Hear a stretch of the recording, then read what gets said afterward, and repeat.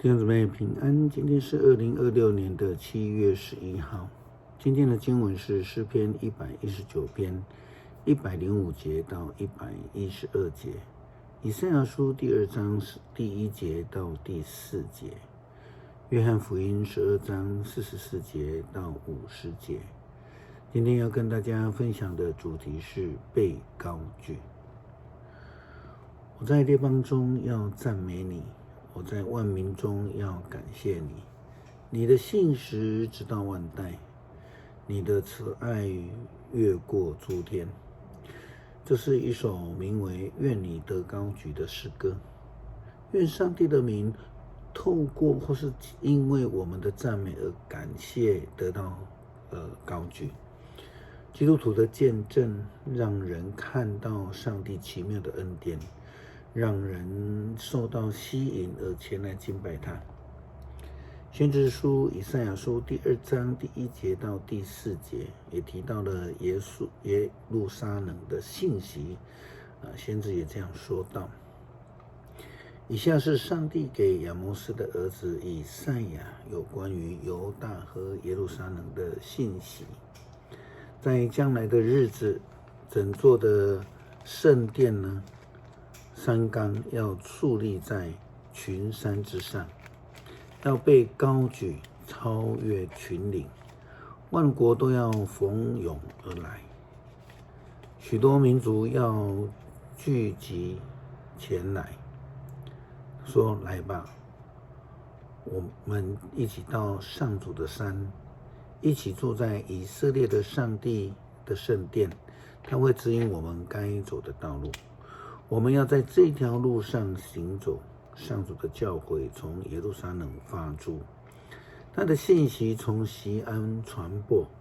上主要解决国际间的纠纷，排解民族间的争端。他们要把刀剑铸成犁头，把枪矛打成镰刀。国际间不再有战争，也不再整军备战。使徒信经在最后的部分提到的耶稣基督升天，他将要坐在上帝的右边，要从那里来审判活人跟死人。这就是说，耶稣基督将要被高举，有上帝的权柄来判断人，并且要吸引全世界的人都来亲近他，来敬拜他。耶稣基督他也提到了他自己是这世界的光，信他的人就不在黑暗当中，因为他是被高举的光，是世人都看得见的。重点在于世人是否愿意相信并且接受他。约翰福音12章44节到50节，耶稣高声呼喊：信我的不仅是信我，也是信那差我来的那位。看见我的，就是看见差我来的那位。我做光来到世上，为了要使所有信我的人不住在黑暗里。那听见我的信息而不遵守的，我不审判他。我来的目的不在于审判，而是要拯救世人。那拒绝我的，不接受我信息的人，自有审判他的。在末后的日子，我所讲的话要审判他，因为我没有凭着自己讲什么，而是那差我来的我父亲命令我说什么讲什么。我知道他的命令会带来永恒的生命，所以我讲的是我父亲要我讲的。他来是要将永恒的生命赏赐给世人，让世人因为看见他的荣光而羡慕他的救恩，来亲近他，来领受他的救恩。诗篇119篇105节到112节，你的话是导引我的灯，是我人生路上的光。